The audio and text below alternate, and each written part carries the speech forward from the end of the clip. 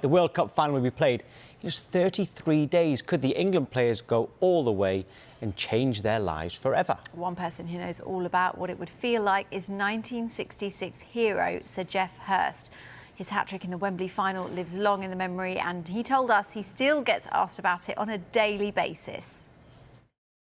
I think the memories just last forever. That's the great thing about it. At the time, you're not really aware of the magnitude of the occasion. You're playing a game of football which you've obviously trained for, played for many years, and the celebrations are really stupid afterwards. You don't remember much about what you said, did. It was all a bit of a blur in many respects. The game itself, of course, such an important game for me. I do remember and still remember lots of things I was thinking during different stages of the game.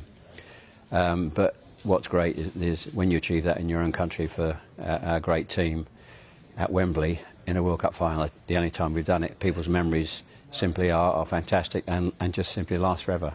Almost daily I get somebody to tell me where they were on the day, not just at Wembley, or their father was there or their grandfather was there and so on.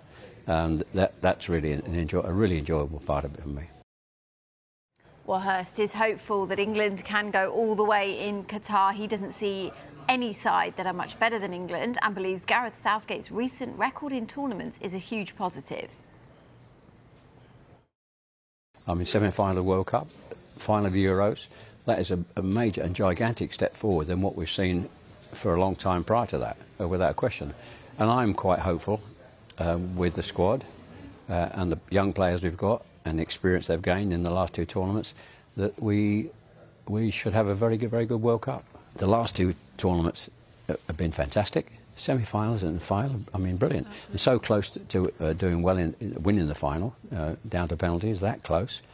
So I am more hopeful than I've been, and there's absolutely no reason to feel, looking at the tremendous amount of good players we've got, playing halfway through the season, we've got a good chance. And I don't think there's any particularly gigantically outstanding national team. You think, well, they're rock-on certainties to win this. So we're up there with the shake-up. Sir Geoff was talking to us ahead of the airing of Geoff Hurst, The First and Only, which you can see at 7 o'clock on Sunday on Sky Documentaries. It's a look at the highs and lows of his life as he opens up on the tragedies of losing a brother to suicide and a daughter to a brain tumour. It's always difficult when you start reflecting on the issues you've had in your life with your family, your brother, you said, and my daughter.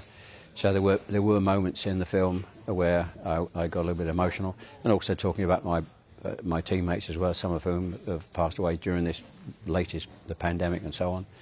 And but I think I don't regret that, because I think if you're going to do a documentary, it doesn't work properly if you're just talking about your football career. Yeah. So I think when you go into that area of a documentary, then issues should be questioned and raised. And having seen the film and looking how I reacted and talked about it, it was fine.